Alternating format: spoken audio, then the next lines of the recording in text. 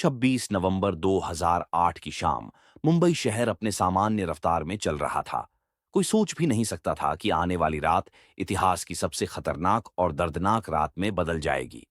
पाकिस्तान से आए 10 आतंकवादियों ने मुंबई के दिल पर हमला किया और इस हमले में Taj Mahal palace hotel, Oberoi Trident, Chhatrapati Shivaji terminus station, Nariman house सहित कई जगहों को निशाना बनाया गया।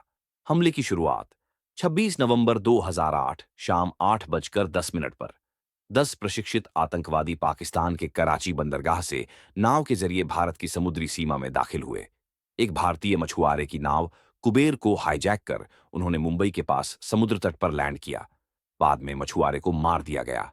वे दो दो के ग्रुप में बंट गए और अपने अपने लक्ष्यों की ओर बढ़ गए। हमले के मुख्य स्थान एक Chhatrapati Shivaji terminus CST station. रात 9:20 पर दो आतंकवादी अजमल कसाब और इस्माइल खान भारी हथियारों से लैस होकर स्टेशन के वेटिंग हॉल में घुसे और अंधाधुंध फायरिंग शुरू कर दी। करीब 58 लोग मारे गए और सैकड़ों घायल हुए। दो ताजमहल पैलेस होटल। रात 9:30 से लगातार 60 घंटे तक दो आतंकवादी अब्बू अली और बाबर इमरान ताज होटल में दाखिल हुए। होटल में सैकड़ों मेहमान और स्टाफ मौजूद थे। उन्होंने होटल के लॉबी, रेस्तरां, रूम और छत पर बम और ग्रेनेड से हमला किया। उन्होंने बंदी बनाकर लोगों को प्रताड़ित किया, कई कमरों में आग लगाई और मेहमानों को मार दिया। होटल स्टाफ के कई सदस्य जान जोखिम में डालकर मेहमानों की रक्षा करते रहे। ये लड़ाई करीब 60 घंटे तक चली। अंततः एनएसजी कमांडो ने आतंकियों को मार गिराया। 3 ओबेरॉय ट्राइडेंट होटल। यहां भी आतंकवादियों ने होटल के अंदर घुसकर मेहमानों को बंधक बना लिया और अंधाधुंध फायरिंग शुरू की। करीब 30 से ज्यादा लोग मारे गए। यह ऑपरेशन भी एनएसजी कमांडोज द्वारा 28 नवंबर को पूरा किया गया। 4 नरीमन हाउस यहूदी केंद्र। इस्लामिक आतंकियों का अगला निशाना था नरीमन हाउस, जहां एक यहूदी परिवार रहता था। आतंकियों ने वहां के परिवार को बंधक बनाया और उनकी हत्या कर दी। एनएसजी कमांडोज हेलीकॉप्टर से इमारत की छत पर उतरे और अंदर घुसकर दोनों आतंकियों को मार गिराया। 5 कैफे लियोपोल्ड और कामा हॉस्पिटल। यहां भी आतंकवादियों ने फायरिंग की। कई आम नागरिकों और पुलिस अफसरों की मौत हुई, जिनमें ATS chief Hemant Karkare, encounter specialist Vijay Salaskar और senior police inspector Ashok Kamte भी शामिल थे। मुंबई पुलिस और सुरक्षा बलों की वीरता।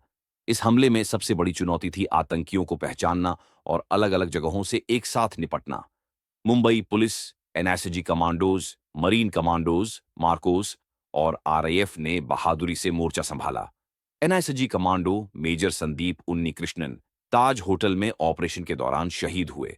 हवलदार गोपाल शर्मा, कमांडो केतन शर्मा, कमांडो सुनील यादव जैसे कई जवानों ने आतंकियों से मुकाबला किया। अजमल कसाब की गिरफ्तारी। स्टेशन पर हमला करने वाले दो आतंकियों में से अजमल कसाब अकेला जिंदा पकड़ा गया। उसे मुंबई पुलिस अफसर तुकाराम ओम्बले ने अपनी जान की बाजी लगाकर पकड़ा। कसाब को बाद में मुकदमे के बाद फांसी की सजा सुनाई गई और 2012 में पुणे की जेल में फांसी दी गई। हमले का अंत 29 नवंबर 2008 सुबह 8 बजे 3 दिनों के बाद एनएसजी ने ताज होटल को आतंकियों से पूरी तरह खाली करवा लिया। सभी 9 आतंकवादी मारे गए। अजमल कसाब को जिंदा पकड़ा गया। हमले का असर 166 लोगों की मौत हुई। 300 से ज्यादा लोग घायल हुए। देश और दुनिया में सदमा फैल गया। भारत की सुरक्षा व्यवस्था पर सवाल उठे। लोगों ने मीडिया, सरकार और सिस्टम की भूमिका पर सवाल उठाया। परिणाम, भारत ने पाकिस्तान से इस हमले का बदला लेने की आवाज उठाई। पाकिस्तान के आतंकवादी संगठन लश्कर-ए-तैयबा और हाफिज सईद पर सीधा आरोप लगा। भारत में सुरक्षा तंत्र को मजबूत किया गया। एनआईएसजी यूनिट्स, मरीन फोर्सेस और साइबर मॉनिटरिंग को अपग्रेड किया गया। 26 नवंबर सिर्फ एक आतंकी हमला नहीं था, यह भारत की आत्मा पर किया गया हमला था। लेकिन इस हमले ने यह भी दिखाया कि भारत डरता नहीं है।